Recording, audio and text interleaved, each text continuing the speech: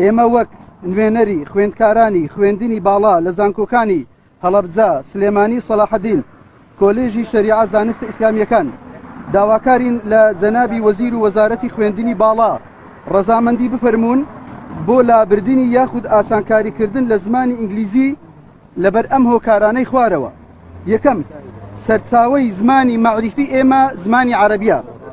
دووەم بارگرانی مادی و معنەوی ئەکەویتە سەرشانی قوتابی و خوێندکارەکان. ئێمە وەکو ئەم قوتابیانە کە وەرگیراین لە ماستێر لە کۆلێژەکانی زانکۆکانی کوردستان زۆربەی هەرە زۆرمان لە حوزرە هاتوین.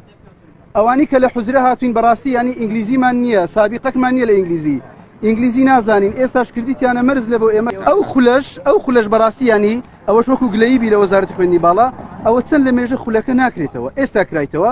ئێستا بەو وەختەش ئێمە ناتوانین ئینگلیزیەکەمان تەواوکەین لەبەرەوەی دەبی دەست بە مناقەشەی ڕیسالەکەمان بکەین، مناقەشەکەشمان ناکرێ و خەتاش لە وەزارەتی خوێندنی باڵا بوو، ینی ئەو دەورانەی زۆر دواخست لەبەر هەندێ ئێستا داواکارین ئاسانکاریمان لەبوو.